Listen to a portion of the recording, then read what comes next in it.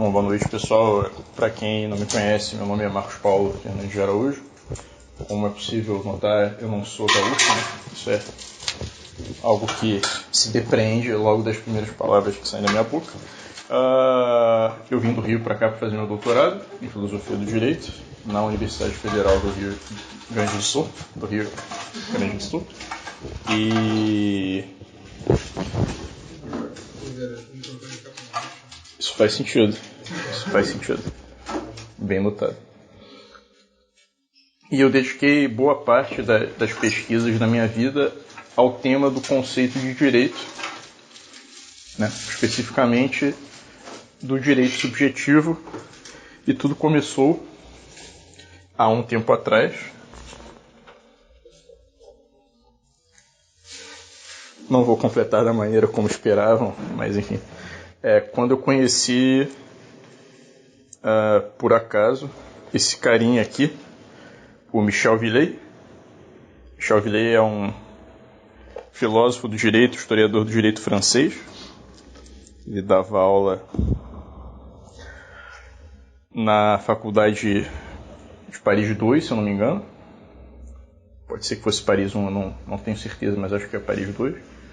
Ele era da família do Henri Poincaré, que é aquele matemático famoso, né, que é um dos caras que desenvolveu a teoria da relatividade, simultaneamente, dizem alguns, tendo sido plagiado, dizem outros, pelo Einstein, né. O pai dele, Pierre Villey, era editor das obras de Montaigne, na França. Então, ele era um cara de uma família, né, o Poincaré era da família da mãe dele, na verdade. Então, ele era de uma família já que se dedicava algum tempo a essa tarefa, né, da erudição e do conhecimento. O irmão dele era um economista relativamente famoso, a época dele também, publicava bastante. E ele se dedicou muito a esse tema da história e da filosofia do direito, né? E ele vai ser o nosso ponto de partida para que a gente compreenda, né? Ele tem outros livros sobre o assunto, esse aqui é apenas um deles, dedicado especificamente ao conceito de direito subjetivo, né? Estudos em torno da noção de direito subjetivo. Vai ser o nosso ponto de partida para que a gente compreenda esse fenômeno dos direitos humanos, né? Ele tem outros livros sobre o assunto, um que se chama O Direito e os Direitos Humanos, é publicado pela Martins Fontes, foi traduzido. Tem a Formação do Pensamento Jurídico Moderno também, foi traduzido e publicado pela Martins Fontes. Além disso, tem a Filosofia do Direito também, e Questões de São Tomás sobre o Direito e a Justiça. Essas são as obras dele traduzidas. Ele tem mais algumas não traduzidas, algumas em espanhol, né, foram traduzidas para o espanhol, né, algumas no original francês. Né, eu não tenho todas elas, mas eu li bastante coisa que o Villey escreveu. E qual é o objetivo, né, tendo sido feita essa breve introdução sobre um dos nossos heróis aqui, Michel Villey. Qual o objetivo desse curso, né? É compreender melhor o problema dos direitos humanos. Tanto é que na descrição do curso existe uma pergunta, né? Bom, então, né, já que estávamos falando da pergunta, comecemos pelo pressuposto que antecede a pergunta, né? E qual é esse pressuposto? Bom, os direitos humanos são um problema, são hiperdimensionados, são fanática e idolatricamente cultuados hoje em dia. Sim ou claro? Né? Acho que é evidente isso, né? Acho que isso é cristalino, eu não preciso problematizar isso, né? Isso é um problema real e muito palpável, né? A gente percebe isso no nosso cotidiano, né? Quando a gente vê que todo tipo de reivindicação de algum benefício, algum tipo de tratamento dado na esfera pública é veiculado numa linguagem de direitos humanos, né? E que muitos deles já são amplamente aceitos como sendo tais, né? Como sendo direitos humanos, sendo que, a bem da verdade, muitos deles não se coadunam com uma antropologia filosófica correta, né? Com uma visão sã daquilo que realmente é o homem, né? Então,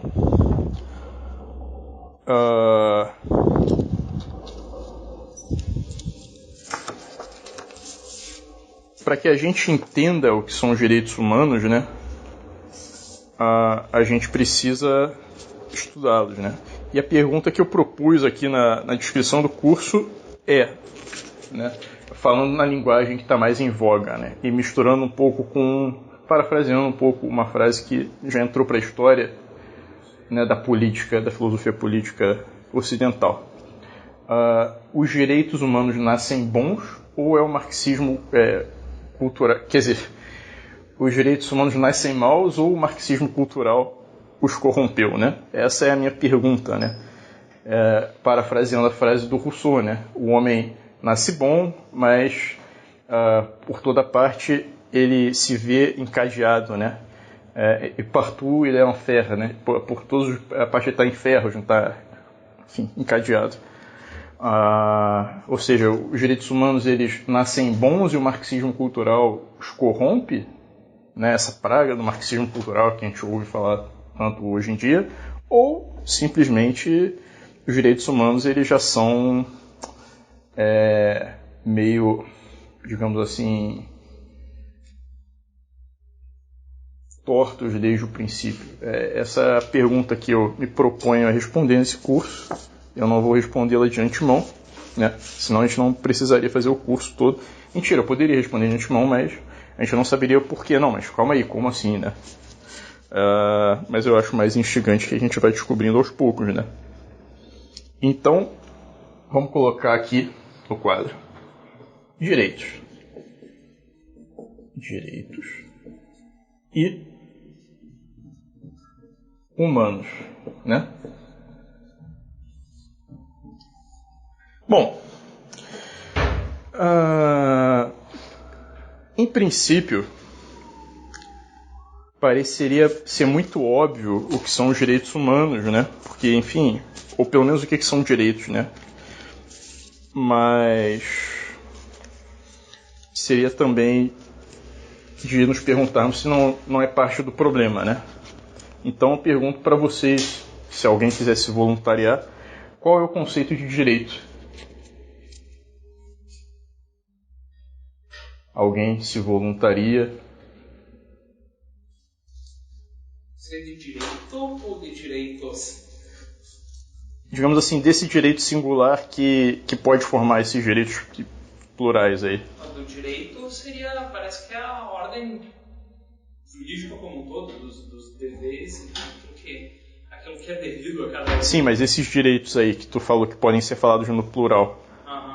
Ainda que esse que tu falou, o direito, pode ser falado no plural. Por exemplo, eu posso falar os direitos do Brasil, da Itália, sim, e da Alemanha, digamos assim, o do Brasil não, porque o do Brasil, mas enfim, os direitos da Itália e da Espanha, vamos supor, eu não sei como é que é, mas suponhamos, né?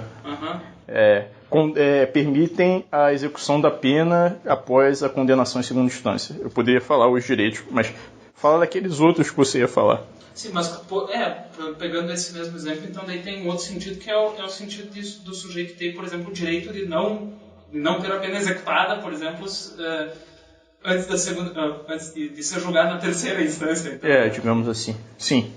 É uma coisa que lhe compete, assim, e que ele pode exigir de todos os outros, todo o resto da sociedade, que ele seja tratado daquela maneira. Parece que é isso. Sim, é mais ou menos por aí, né? Que digamos assim, essa é a definição moderna do direito, que é a definição do Grocio, que, digamos assim, ela prevaleceu, né, desde o século XVII, quando o Grocio escreveu as obras dele.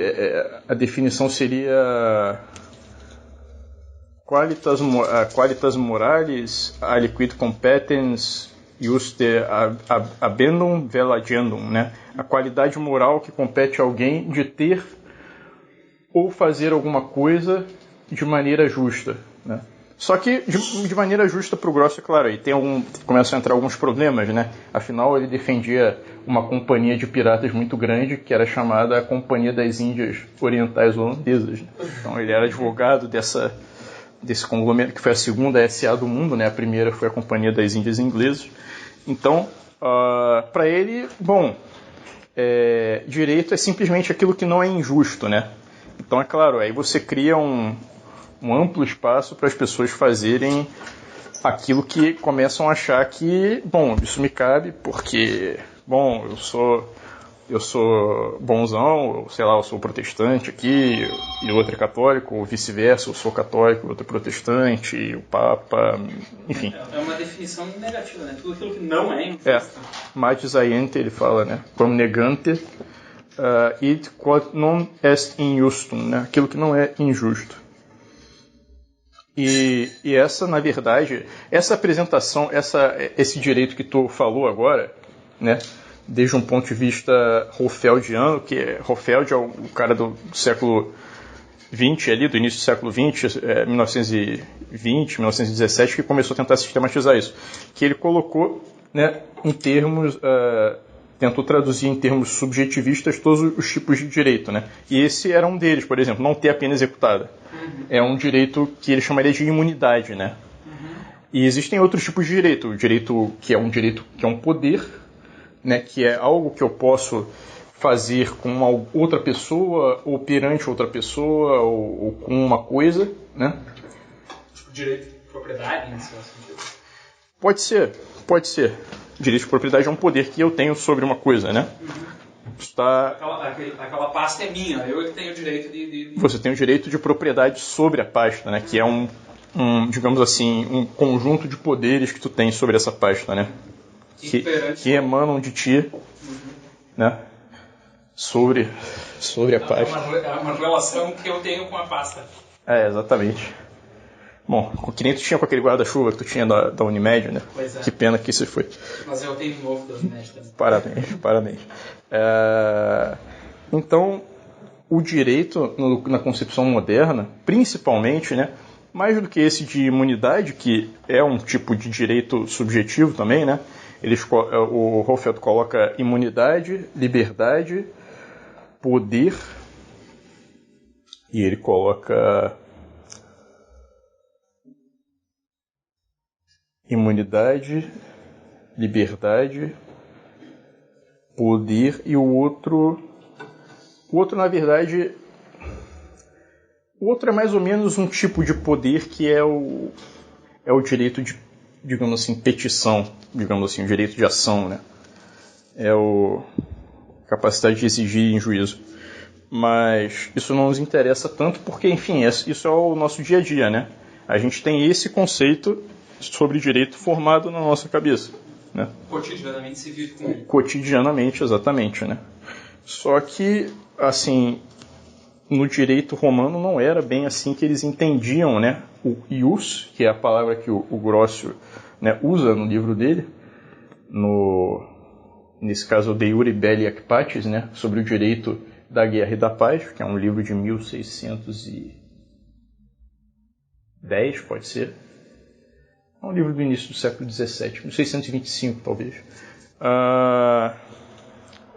Grócio era um jurista bastante precoce, mas enfim, isso não interessa aqui. O que interessa é que o ius no direito romano ele não tinha esse sentido, né? Qual é o sentido, digamos assim, o cerne desse sentido principal, né? Tem um autor inglês, o John Finnis, que ele tenta fazer essa discussão sobre o que é o direito, né? E os direitos humanos, no caso.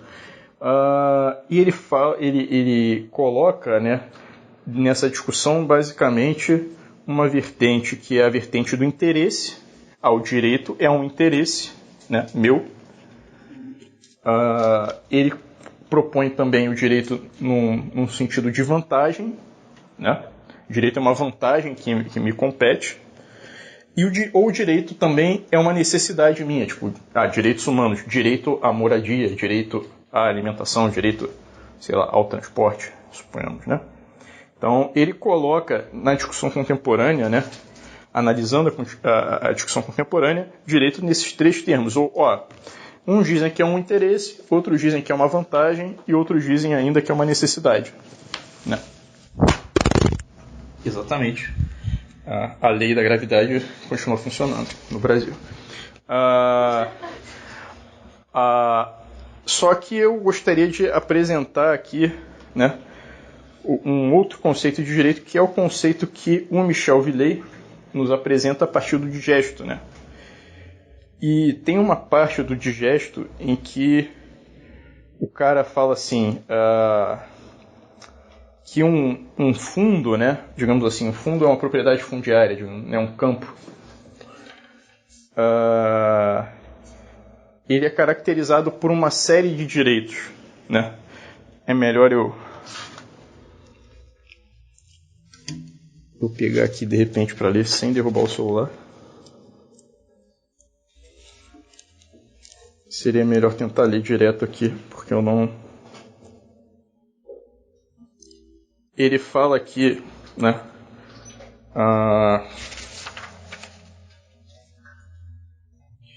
Ele fala: prediorum urbanorum iura sunt velut ius autius tolendi et officiendi luminibus vicini edium.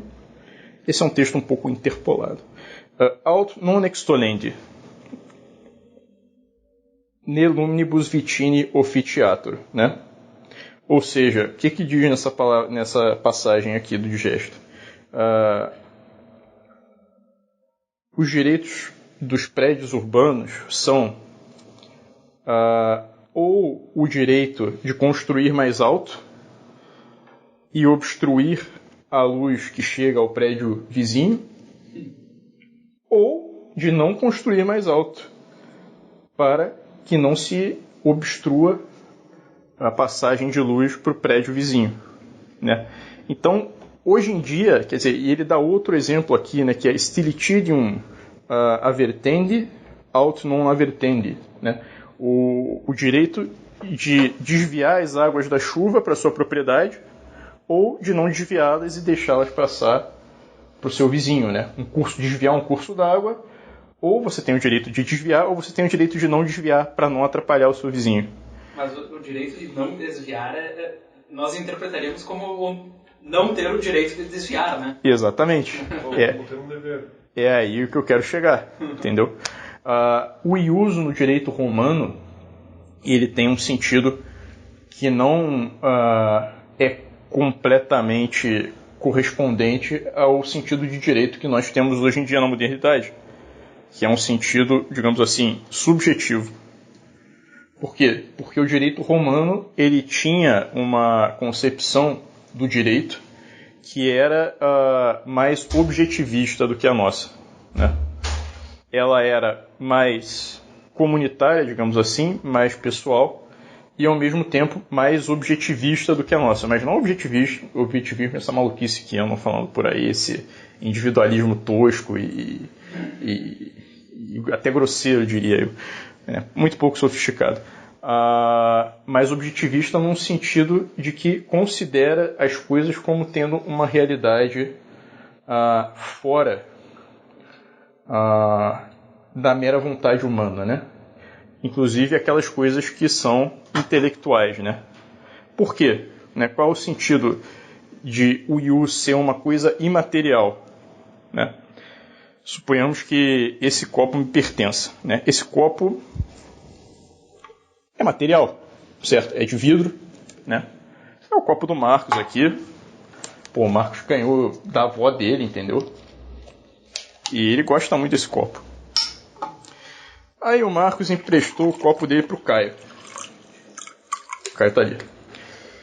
Caio é bom porque, assim, no direito romano é sempre Caio, Tício e Mévio, né? Então, aproveitamos que, não sei se temos um Tício ou um Mévio, mas temos um Caio aqui. Eu empresto meu copo pro Caio, né? O copo é um objeto material. E é de vidro. Só que o Caio é desastrado, entendeu? Aí ele levou o copo pra casa dele, né? Um exemplo completamente tosco, né? Porque quem vai emprestar um copo pro outro? Mas ele nos serve. Ele leva o copo pra casa dele, pô, tá lá lavando a louça, né? Tá cantarolando e, distraído, pluf, deixou o copo cair. Aí, pô, Caio pensou o quê? Não, ele me emprestou o copo, né? Mas vou devolver o copo, né?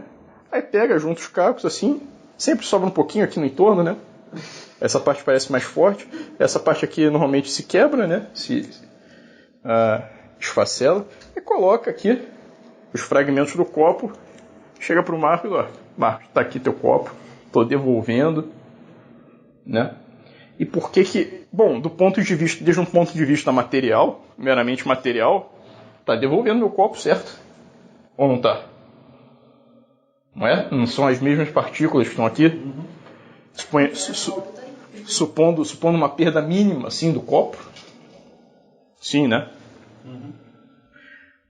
Mas, desde um ponto de vista jurídico, ele não me devolveu meu copo, certo? Porque o copo, ele tem uma certa, digamos assim, uma certa perfeição, né? Digamos assim. E, bom, existe uma ideia de copo por trás, né? Do copo material que deve ser, digamos assim, correspondida quando ele me devolve o copo que eu emprestei para ele. E assim, com outros tipos de objetos materiais, né? Por isso que quando a pessoa devolve, ela tem que devolver a coisa mais, digamos assim, se for dinheiro, mais a correção monetária, né? Supondo que, né, os juros, segundo a teoria atomista, não são justos. Mas isso é uma outra discussão, e é uma discussão muito, muito grande, e eu não quero entrar nela aqui. Mas o que é importante a gente saber, tá? Do direito romano? Que no direito romano o ius é uma coisa objetiva, né? As institutas de Gaio, elas falam em res corporalis aut incorporalis, né? Coisas corpóreas e incorpóreas.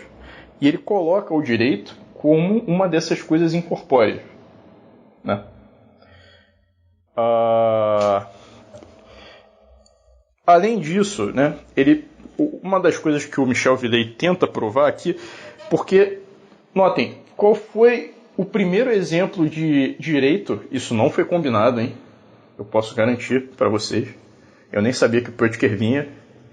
Isso foi uma surpresa.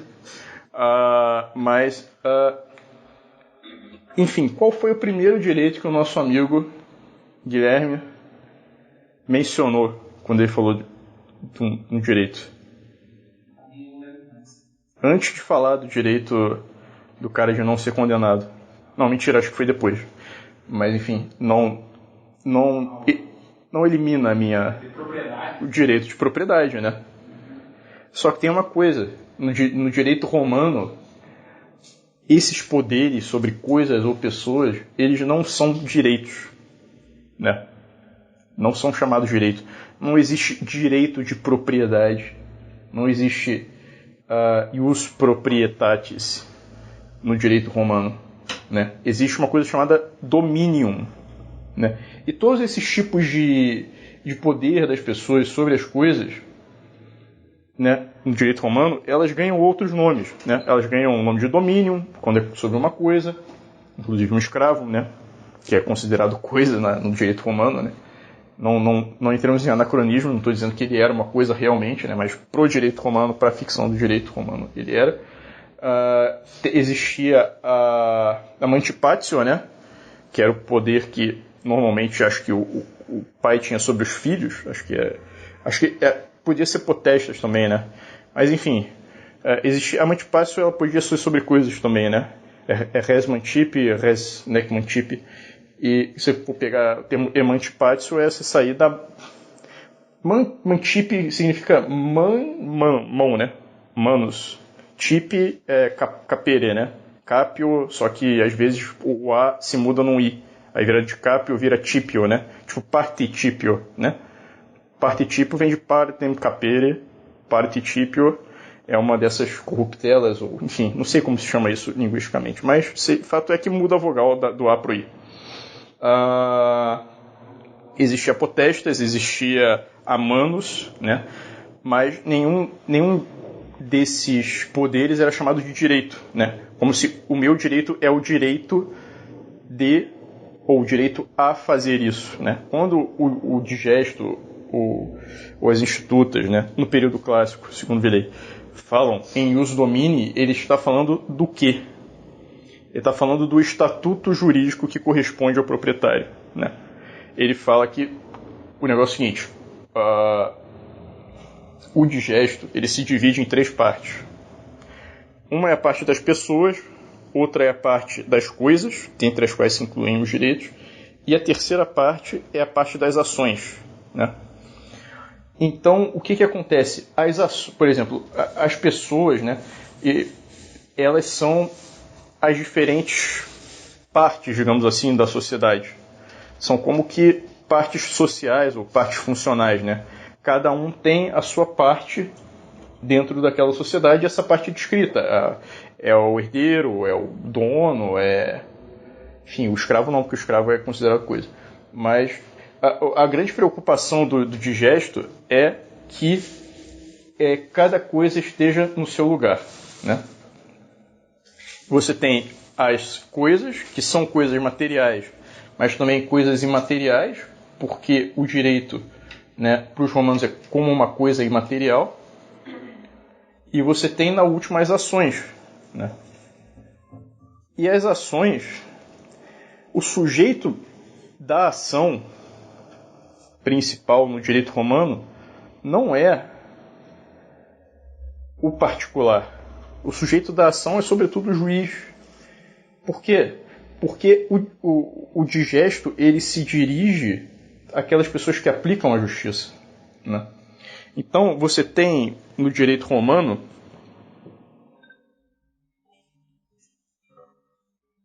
basicamente 3 preceitos, né? Em algum momento lá, não lembro se são nas institutas, ou se é nas institutas ou no digesto. É no digesto, né? Que é do Ulpiano. Ele fala precepta, eu acho que é assim, precepta iuris, acho que é isso, exunt, famoso, né? Alterum, também tem uma formulação que é nemine,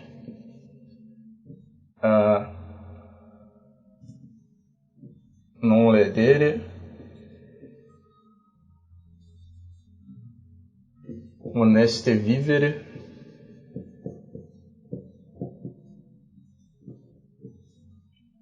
e sum quique tribuere. Então, basicamente, os preceitos do direito são esses, né? Você não deve lesar ninguém, né? Ou machucar ninguém. Você deve viver honestamente e deve dar a cada um o que é seu, né? Esse dar a cada um o que é seu era, sobretudo, uma tarefa judiciária, né? Porque o juiz, ele dividia as coisas entre as pessoas, né? Então, de certa maneira, o juiz, em cada processo entre 2 litigantes, ele, exceto naqueles que são de chamada jurisdição voluntária, que é tipo quando o cara quer desconstituir juridicamente um ato que ele próprio tomou no passado, mas isso acho que está meio que sumindo, né? Que é tipo uma burocracia cartorária. Mas na minha época ainda existia isso, jurisdição voluntária. E o juiz ele faz uma distribuição entre 2 partes, né? Às vezes uma fica com nada, né? Basicamente.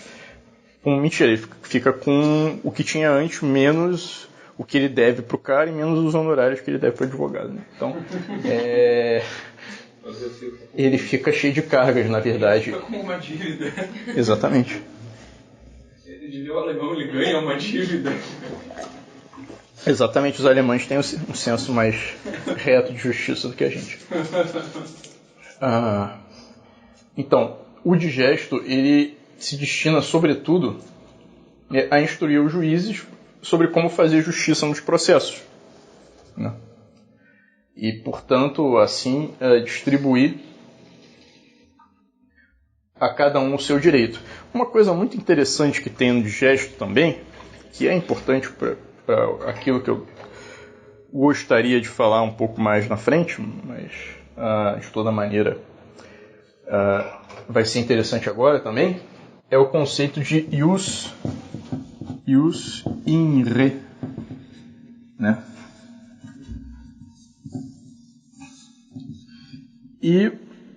o Villei ele tem algumas discussões com outros romanistas do metade do século XX sobre o ius in re, porque o negócio é o seguinte, o Villei insiste que durante o período clássico do direito romano, o ius in re ele não corresponde em nada àquilo que hoje a gente conhece como direitos reais. Porque o que são os direitos reais? São poderes das pessoas sobre as coisas, né? Juridicamente considerados. Né? O primeiro que o Pöttger citou foi o direito de propriedade. Né? O direito de propriedade é o primeiro, digamos assim, o rei dos direitos reais. Né? Sou meio redundante, mas embora reais, nesse caso, não corresponda não tem nada de redundante, é só uma burrice mesmo da pessoa que falou. Mas o que o Villei demonstra nas obras dele, na discussão com outros juristas, é o seguinte, cara, quando os caras do Digesto vão falar sobre direitos, o que vocês estão chamando de direitos reais, eles nunca mencionam a propriedade. Eles sempre mencionam a propriedade como uma categoria oposta aos direitos reais. Ou, ao menos, separada dos direitos reais. Né? Ele sempre coloca que alguém tenha dominium ou ius in re. Quem tem dominium ou ius in re pode não sei o que lá. Então, o ius in re, e até hoje, né, se você for ver, ainda existe um pouco, né, no direito brasileiro, né, nos direitos modernos, essa noção de que existe um direito da coisa, que é próprio da coisa, né? Continuam a existir servidões de passagem, né? A passagem forçada, continuam a existir dever de não construir, impedimentos para construir mais alto, né? Continua a existir, por exemplo, uma coisa que é a obrigação propter rem, né? Obrigação por causa da coisa, né? Existem coisas que, de fato, se você for ver, elas não são nada subjetivas, né? Só que elas ficaram meio que como um resíduo no direito moderno, né? Só que na época do Villei não, o direito ius in re é um direito na coisa mesmo, tá? Quando falando de ius in re. E tem uma passagem aqui que o Villei cita. Ele é como que intrínseco a coisa. Procede da natureza daquela coisa, quase. Como? De certa maneira, sim. Né? O que o Villei fala aqui? Ele tem uma discussão com um jurista suíço aqui sobre essa questão. Né? E uma questão sobre direito das obrigações aqui, obrigação do devedor e garantia fidejussória. E ele está falando o seguinte, tá? Existe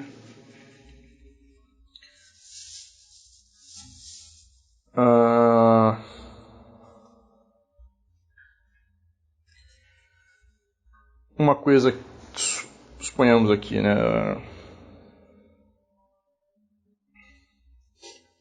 Não sei por onde eu começo aqui.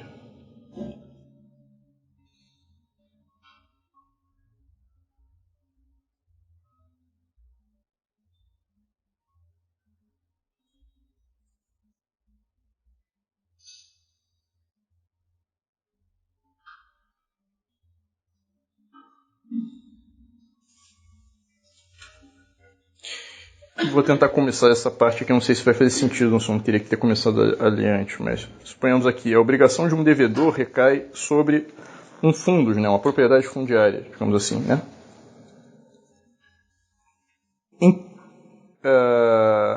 Por outro lado, a garantia versa sobre o usufruto do fundo, né?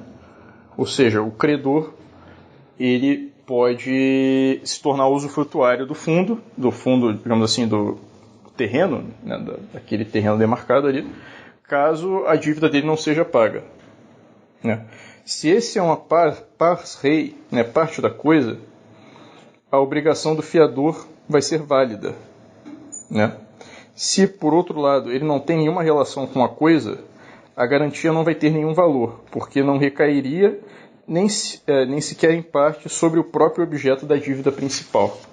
Eu não sei quais são os princípios por trás desse estabelecimento aqui, tá? O que nos importa é essa discussão que vem aqui. A resposta desse outro jurista, o René Vaucher, que é um suíço, ela vem exposta de uma maneira um tanto elíptico, né? Mas com uma... ou será que é do jurista romano? Bom, eu não sei, na verdade. Não importa também. Mas ela vem com muita elegância, diz aqui o Villei, né? Ele se recusa a se ater ao dilema proposto. A boa linguagem jurídica não permite dizer que uma relação jurídica como usufruto é parte da coisa corporal, mas também ele se nega a solucionar a questão contra a equidade e em um sentido favorável ao fiador, declarando o usufruto como aliud, né? Uma coisa distinta, pois o valor a que ele está obrigado se encontra, de certa medida, contido no fundo, na propriedade fundiária, né? Dessa maneira, se é verdade que o usufruto é uma pars rei, parte da coisa, ele é ao menos um ius fundi, um direito da propriedade fundiária, né? Digamos assim. Considerado de uma maneira objetiva, né? Não no sentido da relação, quando eu falo, digamos assim, aquele terreno demarcado ali, né? Tais são as palavras do nosso texto e não vemos razões suficientes para afirmar, como faz Vaucher e a maioria dos romanistas, que estejam interpoladas. A expressão ius rei, direito de uma coisa, normal nesse sentido na época clássica, e quase equivalente a ius in re, seria, pelo contrário, surpreendente na pena de um compilador bizantino, né? Os bizantinos vieram depois, né? Outra época, né? Depois acabou o Império Romano do Ocidente, né? Partiu e ficou o Império no Oriente, vieram os comentadores bizantinos ali pelo século V, né? VI. Mas dentre os textos invocados por Vaucher, há um segundo que se encontra ao abrigo de toda suspeita. Trata-se de um legado de um fundus, né?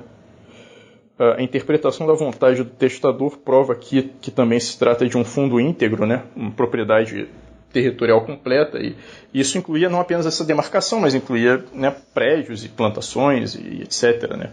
E cursos de água, esse tipo de coisa toda, né?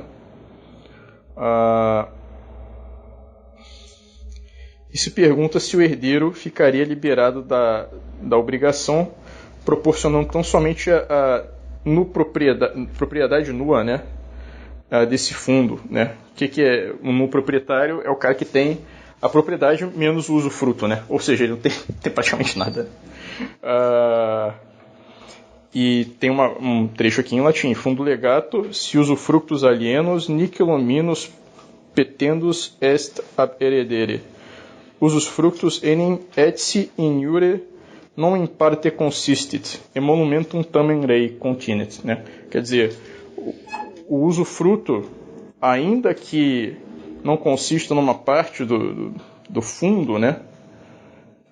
Ele consiste numa vantagem da coisa, num emolumento, né? Então, quer dizer, o raciocínio que está por trás aqui... Onde é que está essa página? É o seguinte: o usufruto não é uma parte, né, propriamente falando, porque ele não tem a mesma natureza da coisa corporal, mas ele é uma qualidade do fundo, né, da propriedade fundiária, uma das qualitates, ele coloca em latim aqui, né, das vantagens jurídicas inerentes ao fundus, coloca em latim também, e que realmente estão de certa maneira contidas no fundo. É um ius in fundo, ele coloca aqui, né. Então, o que a gente tira daqui? E aqui eu gostaria de fazer um ponto de intersecção com a filosofia tomista.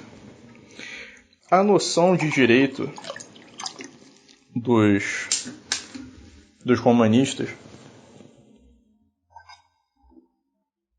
ela era uma noção sobretudo analógica, né? Então, São Tomás, por exemplo, na Suma Teológica, quando ele vai falar da questão da analogia, ele fala, eu não lembro se realmente é na parte em que ele fala da questão da analogia, mas essa parte é importante para a analogia, tanto é que todo mundo comenta São Tomás sobre a analogia, comenta essa questão, porque a analogia é simplesmente a questão do uso da linguagem e a relação entre parte e todo, né? Quando eu falo homem, eu estou predicando, digamos assim, na verdade estou significando, quando eu falo homem isoladamente, estou significando um conceito, né? Mas quando eu falo Caio é homem, eu estou predicando um conceito que é universal de um particular, né? Caio. Então, essa relação do raciocínio analógico é uma questão do raciocínio entre a parte e todo. São Tomás ele coloca 3 tipos de partes, né? Ele coloca uma que seria a mais comum, que é a parte quase integrante, quase integral. Ele coloca a parte subjetiva,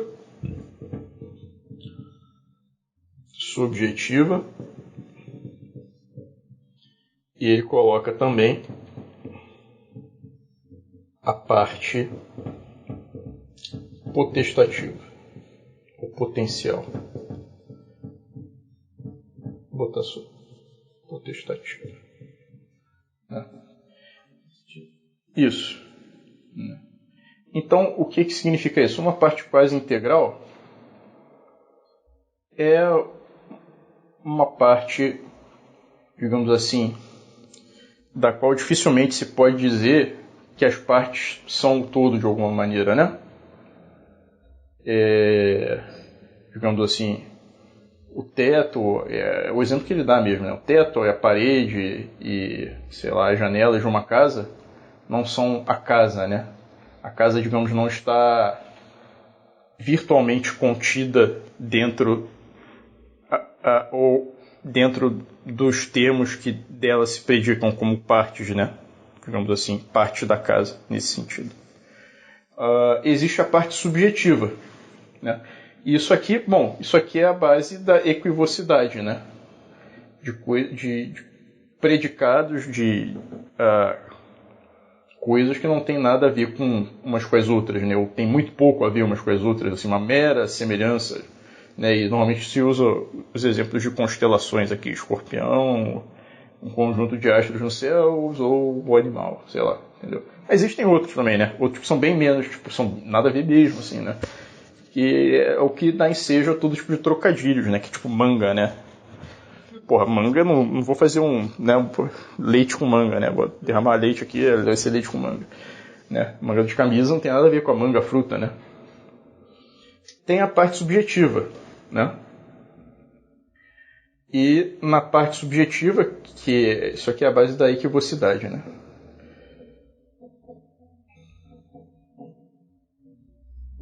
Na parte subjetiva, o sujeito e o predicado, eles praticamente coincidem de maneira quase que exata, né? Embora, claro, quando eu falo que uma pessoa é humana, né? Ou fulano é um homem, essa pessoa não esgota todas as perfeições da humanidade, mas, bom, de fato, não tem como dizer que o homem é ele, mas, né? Ele é um homem e, bom, não existe nenhuma dúvida em relação a isso, né? Então, ele, de certa maneira, ele esgota aquilo que a inteligência significa quando pensa naquele termo, né? Na verdade, né? Sem considerar os acidentes particulares e as perfeições possíveis da espécie, né? O cara, digamos assim, quando estou predicando isso, né? E isso é a base da predicação unívoca.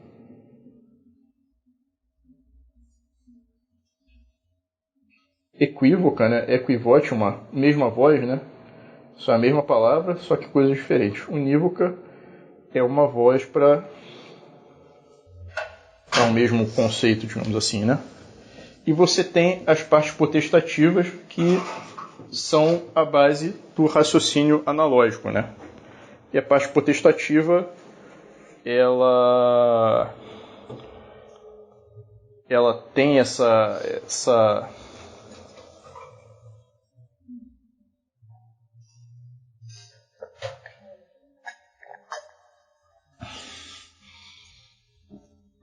característica de não ser nem totalmente, digamos assim, ela pode ser predicada do todo ao qual ela pertence, né? De certa maneira, mas ela não, digamos assim, o todo está presente, virtualmente presente, né, nessa parte potestativa. E essas partes potestativas, elas estão presentes naquelas coisas que têm, digamos assim, uma mescla maior de potência e ato, digamos assim. Ou pelo menos quando elas são consideradas segundo essa luz, né? Uma mescla de potência e ato. Então, o que acontece na parte potestativa é que, de certa maneira, a parte é o todo, né? Então, digamos assim, quando a gente fala que os olhos veem, né? Que os olhos veem, o coração não sente. Mas não é que os olhos por si vejam e o coração por si sinta, né? Que na verdade existe uma alma, digamos assim, uma pessoa que está por trás, né? Mas a gente pode falar, né? O que os olhos veem, na verdade, existe uma coisa única ali, que de onde emanam essas capacidades, a capacidade de ver, a capacidade de sentir, de modo que essas coisas podem, de certa maneira analógica, serem confundidas com o próprio todo, né? De maneira que, se o telhado da casa caiu, a gente não pode dizer a casa caiu, né? Não, o telhado caiu, a janela, sei lá, caiu uma lajota, caiu a janela da casa, caiu, sei lá. Mas se as paredes da casa caem, pode dizer que a casa caiu. Aí fica mais complicado, né?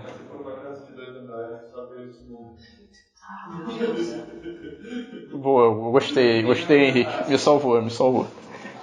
Mas isso aqui é a base do raciocínio analógico.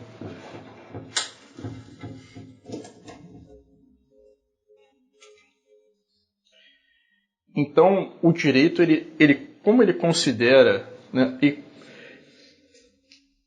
aqui o raciocínio analógico, ele considera as coisas como, sobretudo, sob esse ponto de vista de mescla de potência e ato, né, o direito, ele meio que ele corresponde a essas partes potestativas, né? E são partes potestativas que, bom, quando no caso de pessoas, são meio que papéis sociais, né? E um conjunto de atribuições e de deveres e missões que são correspondidas ao seu estatuto jurídico. No caso das coisas, são as potencialidades das coisas, né? Potencialidades passivas e potencialidades ativas, né? Das coisas, consideradas assim. Né? O combustível só é combustível porque ele pega fogo, né? É combustível a partir de uma potencialidade passiva dele, mas que gera energia, né? E, bom, a parte potestativa, ela, digamos assim, permite um tipo de raciocínio mais rico sobre a realidade, né? Porque, bom, esse tipo de raciocínio a partir da equivocidade e da univocidade, eles acabam empobrecendo a realidade, porque ou eles colocam a realidade como algo incognoscível, né? No caso da equivocidade, a equivocidade é a base do nominalismo, né? Olha, é aquela famosa frase do nome da rosa, né? O que uma rosa tem em comum com a outra é só o nome, né? Na verdade, só existem indivíduos na natureza, em qualquer, né? Então, que não reconhece uma natureza comum, existe essa forma de predicar, que é a forma unívoca, que acaba engessando a realidade, né? E que está muito por trás do direito moderno, né? eu acho que as duas estão por trás, né? Uma complementa a outra, né? São tipo uma coisa esquizofrênica, assim, né? Tem essa concepção analógica, segundo a qual uma parte, digamos assim, as coisas existem, as coisas estão aí, né? Elas estão aí, mas ao mesmo tempo elas não estão completamente aí. Por quê? Porque elas não são tudo o que elas poderiam ser ainda, né? Inclusive as pessoas também. Então, o que eu queria comunicar por hoje, eu não sei se temos muito mais tempo. Mais uns 15 minutos. É essa ideia, entendeu? De que o direito moderno, ele é empobrecido, né?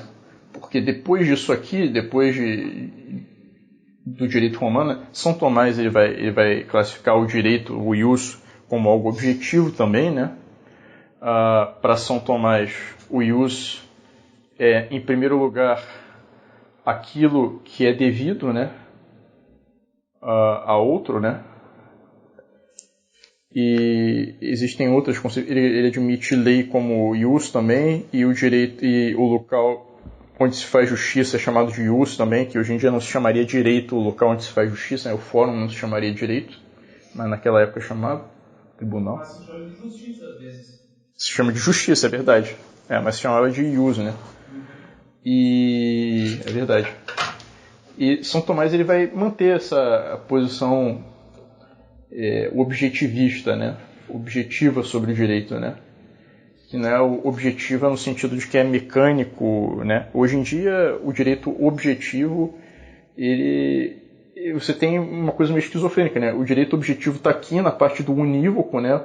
Você tenta prever tudo, tenta encaixar tudo num molde pré-arranjado, e você tem o direito equívoco, que são os direitos subjetivos, que é tipo, não, é o meu direito, e de tanto o cara afirmar que é meu direito, ele acaba impondo isso à sociedade, né? E, bom, se formos dar uma olhada aqui nessa concepção aqui do direito de não machucar o próximo, de viver honestamente e de atribuir a cada um o seu, a gente vai ver aqui algo daquilo que foi falado numa outra aula. Opa, diga. Na tua opinião, qual foi o direito mais preocupante, ou qual foram as mudanças mais preocupantes lá do direito romano para o direito que a gente tem hoje em dia? As mudanças mais preocupantes? Mas os direitos que foram permitidos, por exemplo, porque tu falou que é diferente, né? O direito moderno do direito romano. Não, é que assim, a questão não é os direitos que foram permitidos, a questão é que eles não eram chamados direitos, entendeu? Tipo, o poder que o cara tinha de matar o escravo ou de matar até o filho dele não era chamado direito, é só isso. Eu não estou dizendo que melhorou humanisticamente falando, não, entendeu? Eu estou falando que intelectualmente falando piorou, entendeu? Eu tinha entendido que coisas haviam se perdido que hoje em dia não são mais direitos, mas que antigamente eram mesmo. Até porque hoje em dia as pessoas têm direito de dizer que elas são homens quando elas são mulheres. Eu acho que esse hoje, por enquanto, é o mais baixo desses termos intelectuais. É complicado, é complicado demais. Mas, voltando aqui a essa questão do alterum non ledere, honeste vivere, sum quique attribuere, né? Isso, de certa maneira, eu não lembro se alguém lembra da aula que eu dei aqui da outra vez, mas em que eu falei dessa tríade, que é uma tríade que permeia toda a filosofia de São Tomás e que ele herdou de Platão e Aristóteles, né? Que é a questão é a questão, digamos assim, a chave da compreensão da criação segundo a Bíblia e segundo a filosofia, a sã filosofia, digamos assim, né? Que é a afirmação de sabedoria do livro da Sabedoria, capítulo 11, versículo 20, né? Tudo fizeste, tudo criaste com modo, espécie e ordem, né? Então, aqui também nisso a gente pode divisar, né, um pouco dessa questão do modo, né,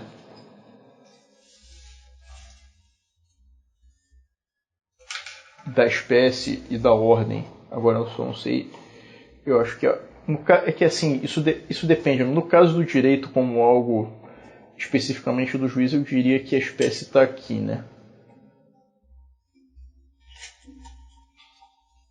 E que a ordem está aqui. Porque a atividade do juiz é fazer justiça, mas se for para assim, porque isso aqui particularmente considerado em relação ao ofício do jurista, tá? Mas se a gente for considerar em relação à sociedade em geral, seria ao contrário.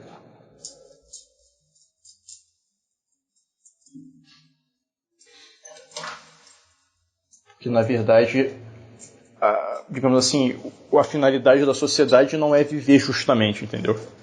Tipo, ser justo não é... Ter uma sociedade justa não é digamos assim, desde um ponto de vista filosoficamente são, não é um fim em si, né? Ele é um meio de se alcançar um fim maior, que aí é a plenitude dos seres humanos, uma vida boa, né? Uma vida honesta. Mas não só isso, né? No caso do cristão, é uma vida que alcança, né, a divindade, claro, através da graça.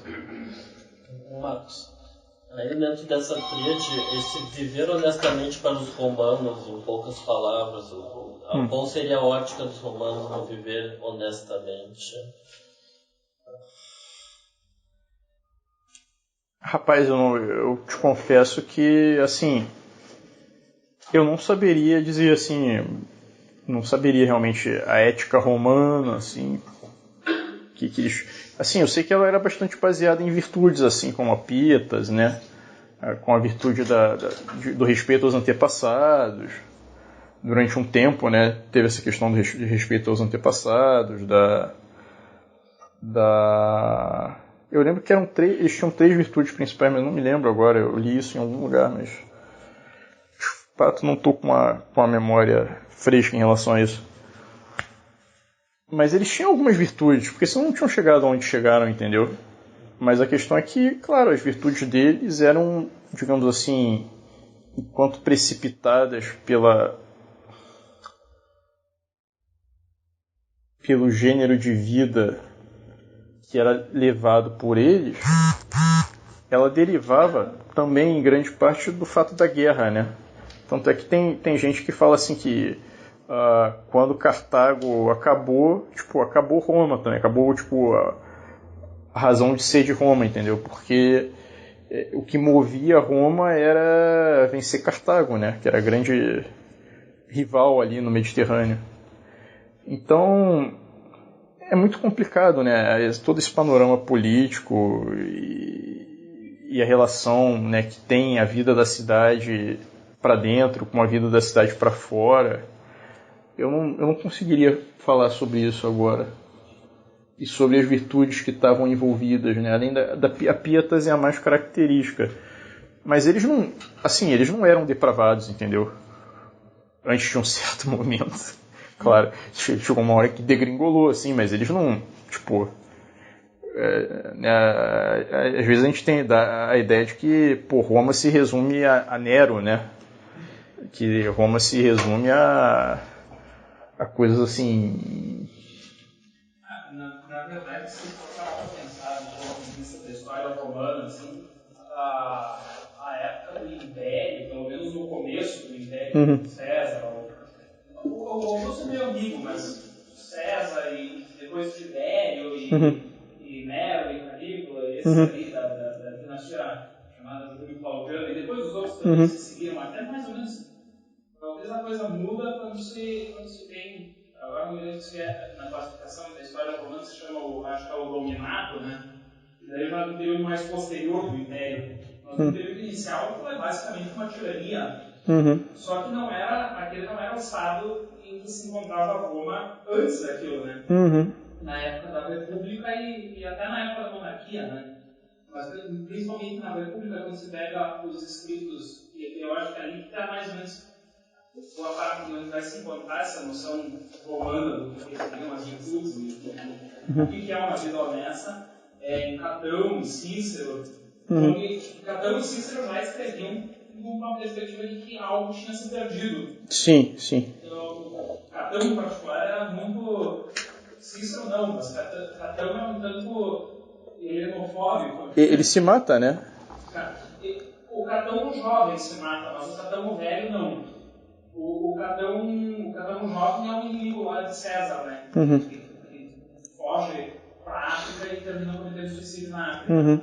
Mas o velho é que escreveu, principalmente, muitas coisas dizendo que os romanos deveriam se manter no estilo de vida agrário, e se manter uma vida frugal, uma vida austera, e não ficar perdendo tempo com... Enfim, se perdendo em riquezas e certos... Ele tinha até um forte preconceito, por assim dizer, contra os gregos. Né? Sim. Ele considerava que era uma coisa que ia corromper o estilo de vida romano nesse sentido. Sim. Era uma civilização mais assim, sofisticada e cheia de distrações. Já decaída também, né? Decaída já na época, sim. Sim, tanto que a mesma coisa, o mesmo tipo de retórica, por assim dizer, a gente encontra em Platonio e Sócrates também, né? E que na época deles eles já consideravam a Grécia como já era decadente na época de Platão, né? Sim. Mas Platão condena também, né? Digamos assim, o vício grego, depois chamado vício grego, né? Lá no livro das leis, eu acho que é 676D, se eu não me engano. Ele condena no livro das, que é o último que ele escreveu, né? Mas então eu acho que quando fizer esse tipo de pergunta, faça ao Pöttger, que é um rapaz de vastas leituras e memória prodigiosa, porque no meu caso eu li 3, eu lembro que era 3, só ficou uma, entendeu? O negócio vai de uma maneira fácil, assim. A memória das coisas não é muito, digamos assim, é uma vaga lembrança.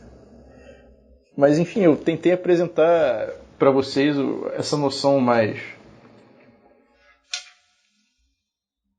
objetiva do que é o direito, né? Que era a prevalecente na Roma do período clássico. Isso aqui já é na época dos imperadores, né? Isso aqui já é em século I e II depois de Cristo, né? Sim. Mas o Augusto é meio amigo nessa coisa, porque ele em certo sentido, ele é propriamente considerado o primeiro imperador, apesar de ele pegar ele herdar vários desses títulos de César, mas César ele não era o imperador no sentido em que Augusto era. E ele era imperador no sentido mais original do termo, mesmo um general aclamado pelos seus soldados, assim por diante. Augusto herda até o nome do César para deixar claro que ele está herdando todos os privilégios. Os atributos. Do César. Mas Augusto tenta, como imperador, ele empreende um projeto, digamos assim, moralista na sociedade romana de que... Quem? Augusto. Ele adota várias políticas para tentar combater, digamos assim, a degeneração da sociedade romana. Por exemplo, ele tenta incentivar o casamento, ele tenta conseguir paralelamente condenar o adultério e condenar, enfim, até algumas coisas assim. Tem uma história muito curiosa de Augusto com relação a um escravo. Parece que tinha um senhor que era muito cruel com os escravos, e Augusto foi lá e puniu ele por essa crueldade excessiva. Então, apesar de Augusto ser o primeiro dos imperadores, ele deu uma moralizada, né, de certa maneira, né? Sim, ele tentou moralizar a sociedade romana de novo. Até na questão da religião, assim, que era uma coisa que Cícero reclamava. Cícero reclamava que os romanos tinham perdido a religião antiga, que eles já consideravam a religião assim como uma instituição social, uma coisa que Cícero lamentava isso, e Augusto tentou reavivar a religião romana tradicional, assim. Bacana, né? É muito complicado essa questão da religião, né, da divisão que Santo Agostinho faz digamos assim, a teologia política, né, comparada à teologia filosófica, né? com a teologia revelada, essa relação entre teologia e política não é tão fácil, né?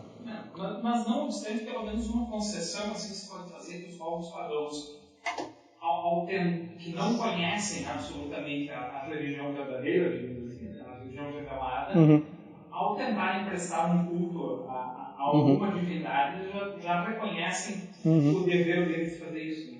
Tanto que Santo Tomás considera, em certo sentido, lógico que nada disso está separado, mas ele considera a virtude da religião uma parte da virtude da justiça, né? Agora tu sabe que, tipo, tu tá falando atrás de um vidro e o gravador tá no meu bolso, né? Então é bem capaz disso não sair no áudio. Vai ser uma pena, mas é engraçado, não deixa de ser engraçado. Complementando um pouco o que o Peter colocou, eu não sou um perito em religiões antigas e nem história antiga, mas uma coisa que eu vejo que, em certo sentido, perpassa alguns autores é que o declínio moral de uma civilização está relacionado com o declínio religioso. Então, mesmo civilizações antigas que tinham deuses até perversos e imorais, quando as pessoas eram religiosas, elas tinham uma moralidade mais alta. Isso é uma coisa que até hoje eu não consigo entender, porque às vezes eu penso que os deuses gregos têm um bom culto ao deus grego, é um negócio que pode ser mais imoral do que eles não têm. Porque daí eu já não sei se os deuses gregos, assim, eles eram sempre tidos como desse jeito, né? É que tem um problema na religiosidade grega que ela era muito fundada na religião dos segredos. Tem muita coisa que a gente nem sabe o que os caras estavam fazendo, assim. Simplesmente sumiam uma vez por ano, ou pro mato, ou pra uma caverna. Mas também tem que ver que nas lendas que nos sobraram, se vê que tem, tipo, duas leis. A lei dos homens e a lei dos deuses. Os deuses meio que podem fazer tudo, e o homem fica na dele, assim. Tem uma outra coisa que é um pouco mais complicado. Existem várias versões que a gente conhece dos mesmos contos. E, geralmente, eu até hoje não encontrei nenhum trabalho que tenha feito uma seguinte coisa. Vamos analisar esses contos e ver quais deles são coerentes entre si. Porque existe uma coerência interna entre eles. Só que, geralmente, os autores eles não fazem esse trabalho de ver a coerência um outro. Eles vão simplesmente escrevendo. Aí eles têm eu sei que tem uma cronologia entre os contos, tem uma hierarquia entre eles. Contos que dizem assim, os mitos. Os mitos. Mitos. E aí, só que assim, tu vê a coerência interna deles, é difícil um autor que realmente faça esse trabalho. A própria questão da caixa de Pandora, eu vi falar mais de 5 versões. Sim. O que Platão fala é que, na verdade, os poetas... Se o Platão falava que os poetas tinham que ser proibidos porque falam coisas perversas dos deuses, é porque em algum momento deve ter alguém que deve ter falado alguma coisa correta dos deuses, né? Ou menos perversa, não sei.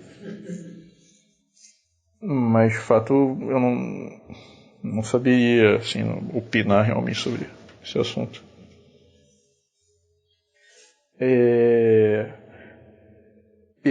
Mais perguntas?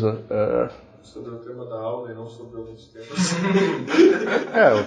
Temos outros temas que são mais interessantes, mas sobre o tema da aula aqui, enfim, ficou mais ou menos claro que o direito para os romanos era uma coisa nitidamente diferente do que é para os modernos, assim. O direito não era um poder da pessoa, um poder que emanava da pessoa, e sim uma maneira objetiva de falar sobre divisão de coisas entre as pessoas, ainda que essas coisas pudessem ser, digamos assim, partes potenciais das coisas. E até imateriais. Sim, porque são até imateriais, né? Digamos, a combustibilidade, sei lá, do combustível, ela é imaterial, né? Porque é algo que está só né? Se você não tiver inteligência, você nunca vai saber o que é isso.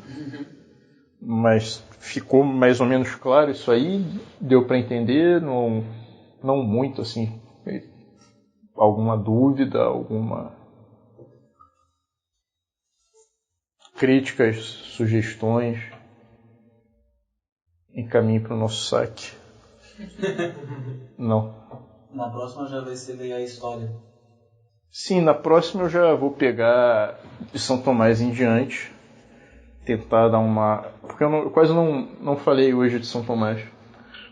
Mas Eu vou tentar focar agora em por que o direito era objetivo para São Tomás, né? Que o direito para São Tomás, a realização, digamos, do...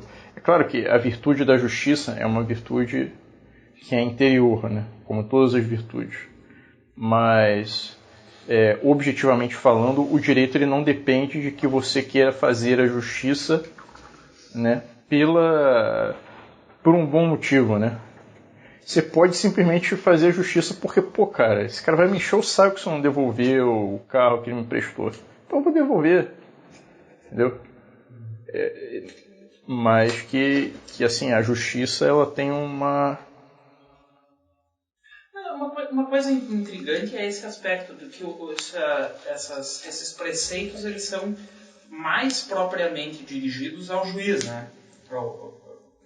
Vamos dizer, um pretor, assim, né, que está encarregado de ele, quer dizer assim, ele é confrontado com uma controvérsia, uma lide ali, e ele tem que tomar uma decisão de, então, essa terra aqui pertence a quem, enfim, e daí ele tem que, por exemplo, dar a cada um o que é devido, isso é mais próprio do juiz.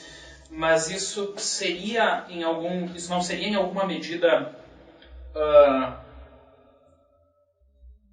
aplicável a todas as pessoas, em alguma medida? Sim. Todas as pessoas têm o dever de serem justas. Sim. O que eu estou dizendo... Sim, claro. Foi o que eu falei. Só que o que eu estou falando é que isso aqui era principalmente dirigido para o juiz, assim, porque era um tratado destinado ao ensino jurídico, né? Sim, ele era escrito para orientar... Mas é claro que os cidadãos praticam atos de justiça quando agem em conformidade com a lei, né? Então... Eu esqueci o que eu ia falar sobre esse assunto. Era interessante, eu tenho certeza. Mas... É porque eu digo assim que, dependendo do quanto se enfatize isso, pode parecer que a justiça é uma coisa própria de uma classe, assim. Sim. E em certo sentido ela é, porque os juízes, se espera que eles façam a justiça na sociedade, que eles estabeleçam, quer dizer, sim, estão ali para isso. Sim, o que eu ia mencionar? Eu ia mencionar a origem etimológica do direito, tá? Porque, assim, eu acho que até o próprio Ulpian, se eu não me engano, e o São Tomás, eu acho que um pouco cai nessa, que fala ius a justitia, né? Que o direito, a palavra direito vem de justiça. Mas, tipo, assim, de cara dá pra ver que etimologicamente não é verdade. Parece o contrário. Pô, calma aí, né? Tá me dizendo que ius veio de justitia. Não, né? Não cola.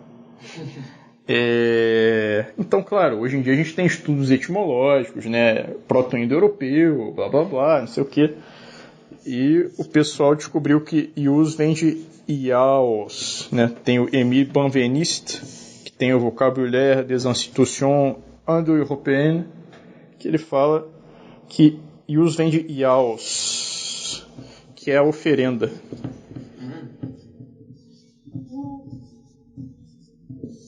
Né? É algo devido aos deuses, digamos assim, né?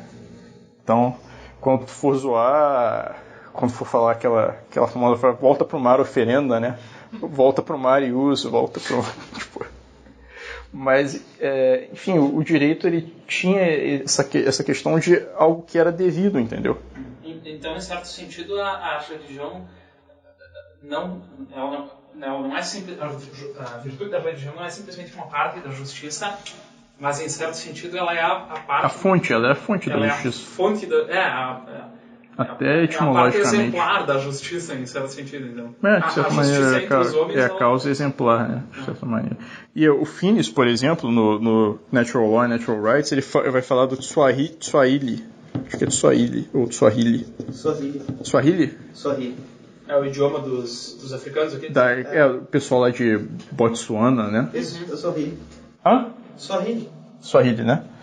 E ele vai falar que em Swahili também Que bom que temos alguém que sabia. Que eu tô falando aqui, mas, pô, eu li faz uns 2 ou 3 anos, eu não lembro. É coisa de antropologia, daí. Que bom. Esses nomes estranhos, assim. Que bom, o pessoal, que bom. Que comprova, não foi combinado, existe mesmo, né? Só ele existe mesmo, não é...